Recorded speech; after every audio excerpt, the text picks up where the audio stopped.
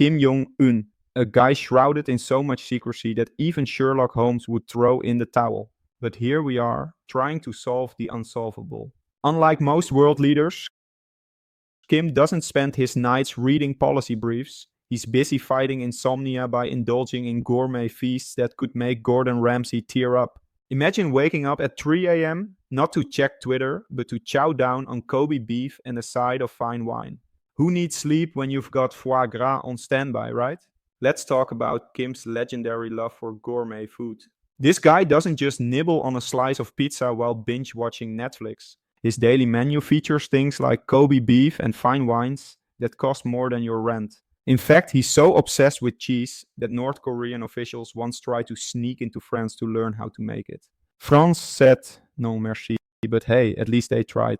And get this, Kim spends a cool $700,000 a year just on Brazilian coffee. That's not just a caffeine addiction, that's a lifestyle choice. Oh, and snake wine? Apparently, it's his secret weapon for boosting virility, because when you've got nuclear codes, you also need snake infused booze to keep you energized. Speaking of indulgence, Kim's dinner parties are stuff of legend. Imagine a feast where Bordeaux wine flows like water and his inner circle gets treated to culinary delights while the rest of North Korea eats, well, let's not talk about that.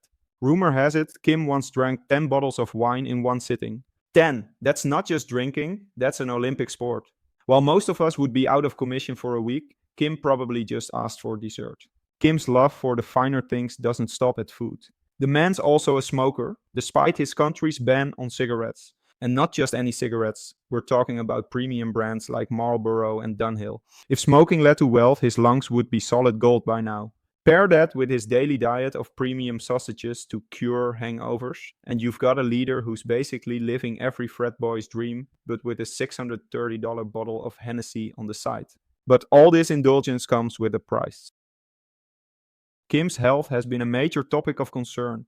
It's said that he's gained over 100 pounds since his 20s, and no, it's not from working out. He reportedly suffers from diabetes, high blood pressure, and possibly even gout, a fancy word for I've been eating too much fancy stuff. There are even rumors about some, shall we say, adult diseases, but we'll let you Google that one. Despite all this, Kim's apparently got a whole team of scientists dedicated to extending his life. Because when you're living like a rock star dictator, who wouldn't want to keep the party going? So, what does a typical day in Kim Jong Un's life look like? No, it's not filled with morning jogs and green smoothies. Instead, he visits important sites, factories, farms, military bases, while wearing watches that cost more than your car. His watch collection is valued at $8 million. And you just know the man can't even tell time properly with all that snake wine. But here's the kicker. All these visits are part of his strategy.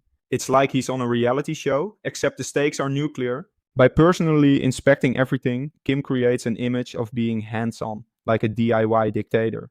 You know, except instead of renovating kitchens, he's inspecting missile silos. Let's put to bed the myth that Kim lives modestly. He doesn't. His lifestyle is funded by nearly a quarter of North Korea's GDP.